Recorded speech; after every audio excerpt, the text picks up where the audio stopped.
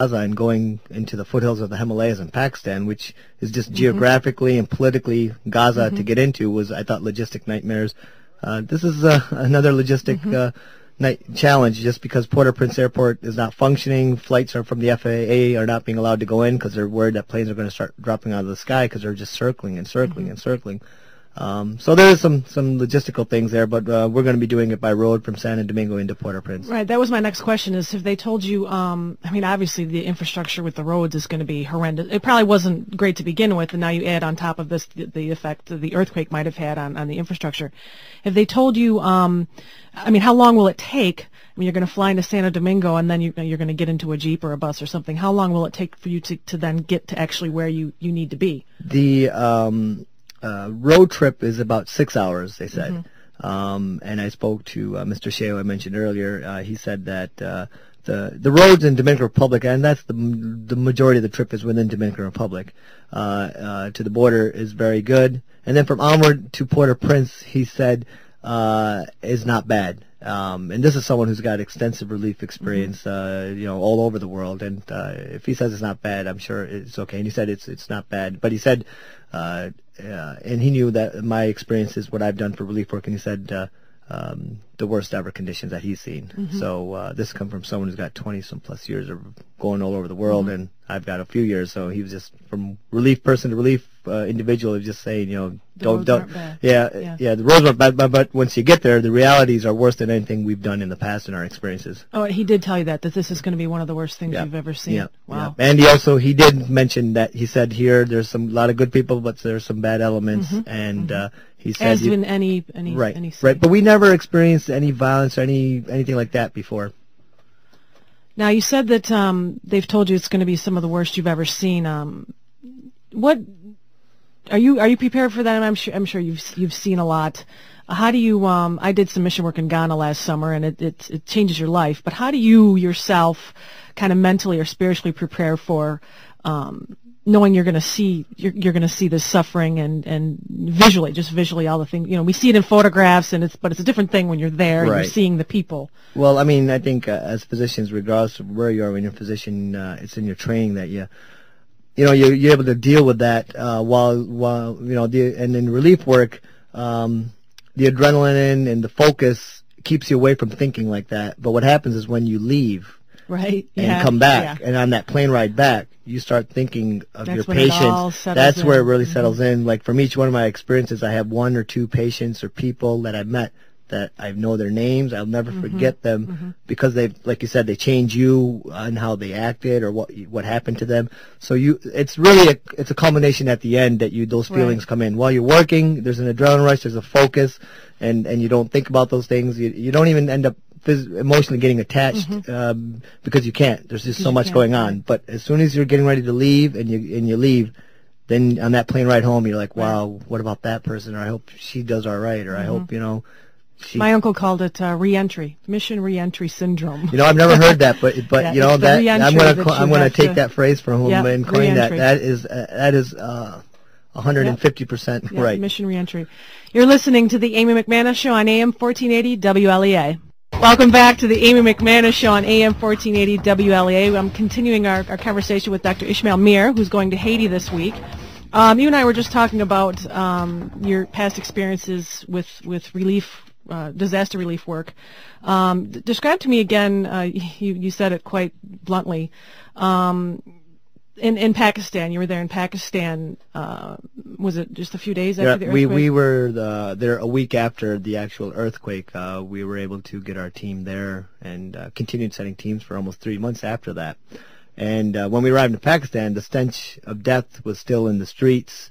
Over 100,000 people lost their lives there. And like you said earlier when we started this show, you can never count numbers because when people live in shacks and small villages, and there's no estimate of populations in third world countries. So, but yes, the stench of death was still there, and that's going to be the same thing when we get to Haiti because we're so close to the actual events. Where when we went to Indonesia after the tsunami, I went in March, 3-4 months later, and the acuity of the crisis had ended, so it was a different experience. And then Gaza was a whole different thing since that was about the day the Israeli forces pulled out is the day we arrived. But the emotional toll there was the man-made conflict part of it, because it wasn't, when you go to disaster areas, if you believe in faith, and people there do believe in faith, you mark it up as it was the will of God. And I think all people of faith say God has a plan for everything, but he does obviously in these conflict zones as well. But it's hard as a human being, as a physician, to accept that these people had to die from war because of hatred and human greed for land or whatnot. So.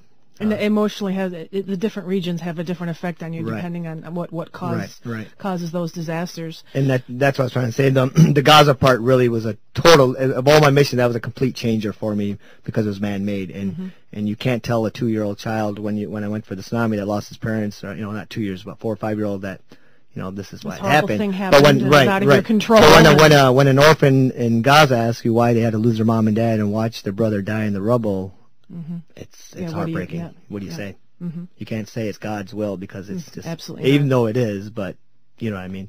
No, God doesn't want war. I think everybody can agree on that. So now you were sharing with me that you are the chairman of the relief committee for Imana.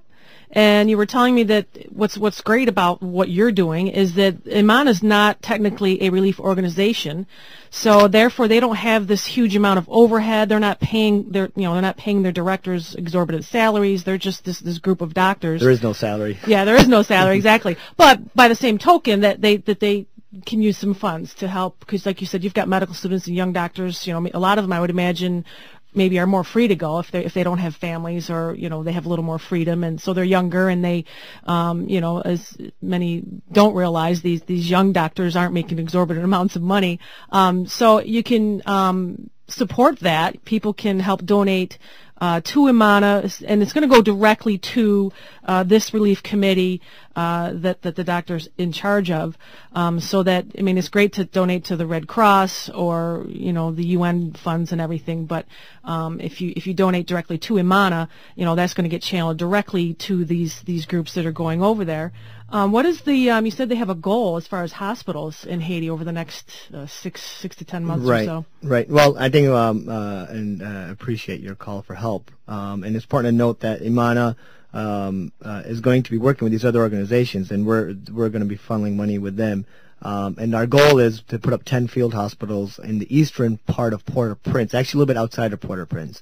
And then work with the UN that patients can being brought out to these, basically like MASH, remember MASH? Field hospital, that's what they're going to be mobile hospitals like that, and bringing people out to those. So that's an enormous amount of money that's needed for that. And the other main objective is try to establish a chopper link by helicopter between Santo Domingo, Dominican Republic, and the Haitian border, so that it'll cut a good 5 hours, 6 hours of commute time, and so we can start sending people back and forth that way. Fuel, pilots, chopper. It's all everything money. when you see it on TV, everything is chopper. As you said, the planes can't come in. A lot of the roads are bad, or if they're okay, but as you said, if time is of the essence, and getting people in there as quickly as possible. You can only move so much medical stuff in a pickup truck. Yeah, exactly. So if people want to donate, they can go to www.imana.org. They are a 501c3 tax-exempt organization, and your money will go directly to the goals that they're trying to achieve. And thank you for coming in, Doctor. It was very interesting, and God bless you on your trip. Thank you so much. Coming up next with Brian O'Neill and Connections, he's going to be talking to Senator George Winter. They're going to talk about Spitzer and some other things, so listen to that. You've been listening to the Amy McManus Show on AM 1480 WLEA.